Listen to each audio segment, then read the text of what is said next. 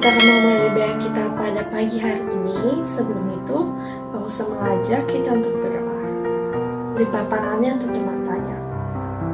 Tuhan Yesus, terima kasih untuk kasih Tuhan. Pagi ini kami bisa beribadah. Tuhan berkati ibadah kami. Dalam nama Tuhan Yesus, kami sudah berdoa. Haleluya, amin. Kita bersyukur karena Tuhan sudah mengasihi kita. Kita memuji Tuhan, kita menaikkan pujian. Kasih Yesus indah, oh indah.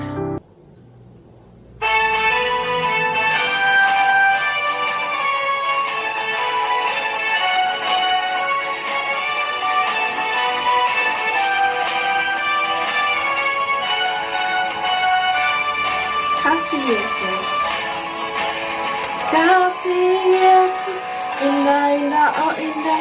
Kasih Yesus, indah indah oh indah. Kasih Yesus, kasih Yesus, indah indah oh indah. Kasih Yesus, indah indah oh indah. Lebih indah dari pelangi, lebih indah bintang di langit, lebih indah dari bunga di padang, oh Yesusku. Lebih indah dari pelangi, lebih indah dari bintang di langit, lebih indah dari bunga di padang, oh Yesusku. Kasih Yesus, indah indah oh indah. Kasih Yesus, indah indah oh indah. Lebih indah dari pelangi, lebih indah dari bintang di langit, lebih indah dari bunga di padang, oh Yesusku. Lebih indah dari pelangi, lebih indah dari bintang di langit, lebih indah dari bunga di padang, oh Yesusku.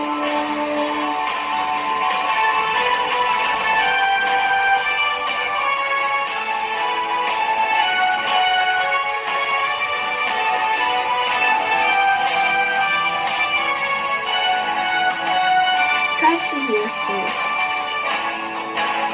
kasih Yesus, indah indah oh indah. Kasih Yesus, indah indah oh indah. Lebih indah dari pelangi, lebih indah dari bintang di langit, lebih indah dari bunga di padang, oh Yesusku. Lebih indah dari pelangi, lebih indah dari bintang di langit, lebih indah dari bunga di padang, oh Yesusku.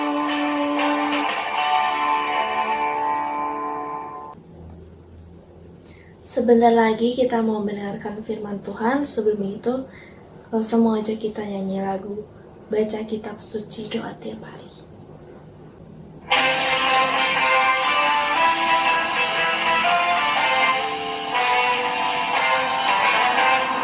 Baca kitab suci, doa tiap hari, doa tiap hari, doa tiap hari. Baca kitab suci, doa tiap hari, kau mampu, kau mampu, kau mampu, glory haleluya.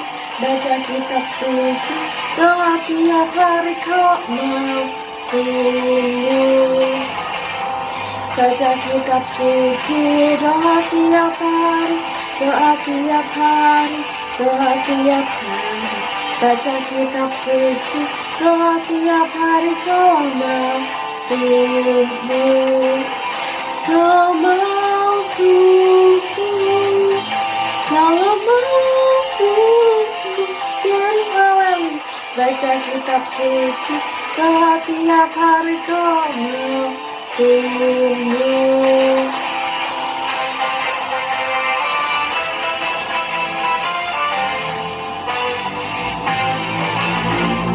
Baca kitab suci doa tiap hari, doa tiap hari, doa tiap hari. Baca kitab suci doa tiap hari kau mau tunggu. Kalau mau tunggu, kalau mau tunggu, mari haleluya. Baca kitab suci doa tiap hari kau mau tunggu. Kau mau tunggu, kalau mau tunggu, mari haleluya. Baca kitab suci doa tiap hari kau mau tunggu.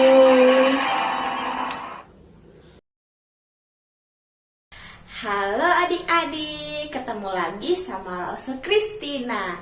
Nah adik-adik, pasti kalian di rumah aja itu pernah kan bilang atau tanya sama papa sama mama, "Ih Ma, kapan sih aku sekolah minggu lagi? Aku itu mau ketemu teman-teman, aku itu mau main sama mereka, mau lari-lari, mau bercanda-bercanda. Aku itu kangen banget sama mereka." Pasti kalian pernah tanya kan sama mama atau sama papa kalian, atau justru tanya sama Lause, kira-kira kapan sih kita itu ke gereja lagi? Soalnya pada udah kangen kan pastinya. Sama sih, Lause itu juga udah kangen loh sama kalian. Lause itu pengen main bareng sama kalian. Dan Lause itu selalu berdoa sama Tuhan, "Tuhan kapan ya ketemu sama adik-adik lagi?" Tapi adik-adik, sekarang Lause mau kita itu hilangin rasa kangen kita. Gimana ya caranya? Kita akan bermain game sekarang sebelum mendengarkan firman Tuhan. Emang bisa main games lewat video? Bisa dong, siapa bilang gak bisa? Oke semuanya, kita bangkit berdiri. Yuk, yang lagi duduk sekarang kita bangkit berdiri. Kita mau main games bareng. Jadi games ini adalah games ketaatan. Nanti kalau Lause munculin satu kertas putih yang tulisannya A kayak gini, kita harus lompat satu kali ke kanan. Jadi pas Lause pencet satu kertas ini A, kita harus lompat ke kanan satu kali. Gitu, oke? Tapi kalau Lause munculin satu kertas ini yang tulisannya I, kita harus lompat ke kiri satu kali. Oke? Kita main lompat-lompatan. Jadi Lause kalau misalnya Lause kasih kertas tulisannya A, kita harus lompat ke kanan. Kalau I, kita harus lompat ke kiri. Oke, kita mulai ya semuanya. Pasang telinganya, fokus, jangan sampai kalah sama teman-temannya. Oke? Oke, 1, 2, 3. I. Ayo, lompat kemana? Lompat ke kiri. A. Lompat ke kanan. I lagi. Kiri. Ayo, ada yang salah nggak? Terus apa lagi ya? I lagi. Ke kiri. Kayaknya ini terlalu gampang ya. Soalnya Lause itu bilangnya pelan-pelan. Sekarang Lause maunya games ini jadi double. Misalnya Lause bilang A, kita harus lompat ke kanan 2 kali. Kalau Lause bilang I, kita harus lompat ke kiri 2 kali. Oke? Fokus telinganya. Sekarang levelnya makin susah. Ayo. 1, 2, 3. I, A. Kiri, kanan. Ayo, ada yang salah nggak? Lagi ya. I. Ke kiri. A, I, A. Ke kanan, ke kiri, ke kanan. Oke, kita kasih kita semua. Sekarang adik-adik Lause ajak untuk duduk kembali. Kita akan mendengarkan firman Tuhan. Games tadi sebagai satu pembukaan supaya kita semangat mendengarkan firman Tuhan. Oke, mari semuanya kita duduk, kita lipat tangan kita tutup mata. Tuhan Yesus, terima kasih karena Tuhan telah memberikan kami kesempatan untuk dapat mendengarkan firman Tuhan. Tuhan pimpin agar kami bisa mendengarkan dan bisa belajar dengan baik. Terima kasih Tuhan. Di dalam nama Tuhan Yesus kami sudah berdoa. Amin. Oke adik-adik, sekarang Lause mau cerita. Aduh, tapi kok tangan Lause mendadak gatel ya? Aduh, kok ada koreng-koreng sih? Adik-adik tahu nggak ini apa? Rasanya gatel-gatel gitu. Aduh, kemarin Lause habis ngapain ya? Kok bisa kayak gini sih? Gatel-gatel. Aduh, kayaknya Lause harus ambil obat dulu deh. Adik-adik tunggu bentar ya. Lause nggak tahan ini. Lause harus ambil obat dulu, oke? Adik-adik tunggu sebentar. Ini obatnya. Bentar ya adik-adik. Lause harus pakai obatnya dulu. Adik-adik pernah nggak sih kayak gini? Rasanya gatel-gatel terus perih-perih gitu loh. Aduh, bentar ya Lause mau pakai dulu. Aduh, sakit banget, gatel. Akhirnya tangan Lause udah nggak gatal-gatal lagi loh, karena Lause udah pakai obat tadi. Yeay, udah bisa cerita deh. Tapi kok Lause jadi ingat sesuatu ya? Tadi kan tangan Lause gatal-gatal tuh, terus banyak koreng-koreng gitu, banyak luka-luka bakar. Lause jadi ingat salah satu cerita di Alkitab loh jadinya. Adik-adik tahu nggak? Ada salah satu tokoh Alkitab yang tangannya sama badannya itu sama kurang lebih kayak Lause tadi. Banyak korengnya, banyak sisik-sisiknya, terus gatal-gatal. Dan itu namanya adalah penyakit kusta. Adik-adik kira-kira tahu nggak sih siapa tokoh Alkitab yang sakit kusta? Iya, betul. Naaman namanya. Naaman ini adalah seorang panglima yang menderita penyakit kusta. Adik-adik tahu penyakit kusta ini bukan cuma gatal-gatal kayak Lause tadi, abis itu dipakein obat langsung sembuh. Tapi penyakit kusta ini adalah penyakit yang sisik-sisik, bersisik-sisik, putih-putih, bau, jijik. Intinya pada saat zaman dulu kalau orang kena penyakit kusta ini, mereka itu akan dikucilkan banyak orang. Mereka akan dijauhkan dengan orang-orang, bahkan mereka itu nggak boleh loh tinggal sama papa mamanya. Mereka harus ditempatkan di dalam satu tempat di mana mereka nggak boleh ketemu orang-orang karena penyakit ini bisa menular. Dan Naaman kena penyakit kusta ini. Kasian kan? Iya loh adik-adik, kasihan banget sama Naaman itu. Nih kurang lebih Naaman itu seperti ini badannya. Kasihan kan? Lause jadi pikir deh, gimana ya perasaan istrinya ketika tahu suaminya Naaman kena penyakit kusta. Dia pasti sangat bingung karena kan penyakit kusta ini nggak bisa disembuhin. Terus Naaman juga pastinya nggak boleh tinggal lagi serumah sama istrinya. Pasti dia sedih banget loh. Dia pasti bingung ini gimana ya caranya.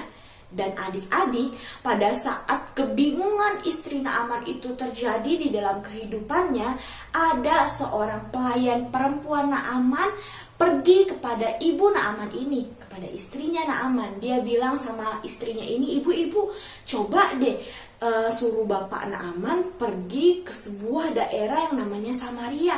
Di situ ada seorang nabi yang bernama Nabi Elisa, dan dia pasti bisa menyembuhkan penyakit Naaman itu. Dan pada saat istrinya mendengar informasi dari seorang pelayan perempuan ini, dia langsung berpikir, wow, ada seorang nabi yang bisa menyembuhkan. Namanya Nabi Elisa. Ini Naaman harus tahu supaya penyakit kustanya itu bisa sembuh. Dan pada saat itu istrinya Naaman ini memberitahukan kepada Naaman ini supaya dia cepat-cepat pergi ke Samaria dan dia akan mendapatkan kesembuhan. Dan pada saat itu si Naaman ini mendengar informasi, mendengar kabar dari istrinya, dan dia pergi bersama-sama dengan pengawalnya seperti ini. Pada saat itu Panglima Naaman langsung pergi bersama dengan pegawai-pegawainya, bersama dengan pasukan-pasukannya untuk bisa menemui Nabi Elisa itu. Nah, setelah udah lumayan lama di dalam perjalanan, tibalah mereka di Samaria, tepatnya di rumah Nabi Elisa. Pada saat itu keluarlah seorang pelayan Nabi Elisa ini. Elisa ternyata menyuruh pelayan ini untuk bertemu Naaman. Dia menitipkan satu informasi kepada Naaman sesuai dengan tujuan Naaman. Naaman ingin dia datang ke situ supaya dia mendapatkan informasi gimana cara dia sembuh dari penyakit kustanya itu. Pada saat itu, pelayan Nabi Elisa ini mengatakan kepada Naaman, "Naaman, kalau kamu mau sembuh, kamu harus mencelupkan dirimu sebanyak 7 kali di sungai Yordan." Iya, harus sebanyak 7 kali di sungai Yordan, maka kamu akan sembuh. Dan pada saat Naaman mendengar informasi seperti itu, dia ternyata marah, dia ternyata kesel. Dia bilang, udah Elisa gak mau bertemu sama aku. Terus, masa dia menyuruh aku untuk mandi di sungai Yordan? Aku tahu kok pasti sungai Yordan itu kotor. Dan pasti ya, ada sungai yang seharusnya lebih bersih. Kenapa ya Nabi Elisa itu gak suruh aku ke situ? Dia marah-marah adik-adik, dan pada saat itu pegawai-pegawainya, pasukan-pasukannya itu bilang kepada Naaman, ayolah coba taat sama apa yang Nabi Elisa katakan, mandi di dalam sungai Yordan. Masa kamu gak mau sih cuman mencelupkan diri kamu sebanyak 7 kali loh, terus kamu akan sembuh. Perlahan si Naaman ini dirayu, dan pada saat itu Naaman ingin mandi di dalam sungai Yordan ini sebanyak 7 kali. Ia mencoba untuk taat apa yang Nabi Elisa katakan lewat pelayannya ini. Setelah itu dia pergi ke dalam sungai Yordan, dan pada saat itu dia mencelupkan dirinya sebanyak 7 kali. 1, 2, sampai ke 7 kali. Dan pada saat ke-7 dia bangun, dia langsung kaget. Wow, aku sudah sembuh dari penyakit kusta. Lihat, tangan aku udah bersih. Aku udah gak sakit lagi. Dan Naaman memberikan hadiah kepada Nabi Elisa. Tetapi Nabi Elisa menolaknya. Dia mengatakan, demi nama Tuhan yang hidup, aku bukanlah penyembuhnya. Penyembuh sesungguhnya adalah Tuhan. Aku hanya pelayan Tuhan. Adik-adik, pada saat itu Naaman langsung pergi berterima kasih kembali. Oke Nabi Elisa, aku berterima kasih. Dan pada saat itu ia kembali ke daerahnya. Adik-adik, dari cerita Naaman ini kita belajar tentang satu hal, yaitu ketaatan. Kita tahu Naaman awalnya itu gak mau taat. Dia itu gak mau mencelupkan dirinya ke dalam sungai Yordan ini. Tapi perlahan-lahan dia belajar taat. Dia belajar taat dengan apa yang Elisa katakan, yang ternyata itu adalah suara Tuhan. Adik-adik, kita diajarkan untuk bisa taat sama Tuhan. Lewat orang tua kita, lewat lause-lause, lewat guru-guru di sekolah minggu, lewat guru-guru di sekolah. Tuhan bisa memakai papa mama kita, memakai guru-guru untuk membentuk kita sebagai anak yang taat sama Dia. Jadi adik-adik, kalau sekarang kan lagi COVID, kalau mama papa bilang, kamu jangan keluar dulu ya, kalau kamu keluar kamu harus pakai masker, harus pakai hand sanitizer. Adik-adik harus nurut apa yang mama papa bilang, karena dari situ kita belajar untuk taat sama Tuhan. Lewat kita taat sama papa, lewat kita taat sama mama, itu adalah tindakan kita bahwa kita juga taat kepada Tuhan. Adik-adik, kita mau belajar sama-sama untuk mendengar suara Tuhan lewat papa mama kita, lewat orang-orang di sekitar kita. Marilah adik-adik, langsung mau kalau semuanya di tempat ini, semua yang sedang mendengarkan firman Tuhan, mau doa sama Tuhan, Tuhan, aku janji, aku akan taat, aku akan nurut sesuai dengan apa yang Tuhan ajarkan, sesuai dengan apa yang Tuhan katakan.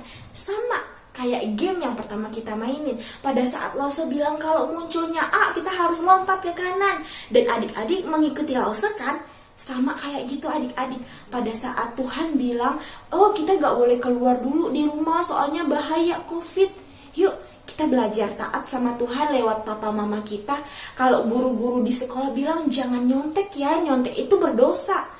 Yuk kita taat sama apa yang guru-guru kita lakukan, omongkan. Karena itu adalah ajaran dari Tuhan Yesus. Tuhan Yesus mengajarkan kita untuk taat kepada orang-orang di sekitar kita. Yuk adik-adik, sekarang langsung mau ajak kita semua untuk berdoa di dalam meresponi firman Tuhan ini. Yuk kita sama-sama berdoa. Tuhan, terima kasih karena Tuhan telah mengajarkan kami untuk taat kepada papa, mama, dan orang-orang di sekitar kami. Terima kasih Tuhan. Biarlah firman Tuhan bisa kami ingat terus-menerus. Di dalam nama Tuhan Yesus, kami sudah berdoa. Amin. Oke adik-adik, sampai jumpa di minggu depan. Bye. Tuhan Yesus memberkati.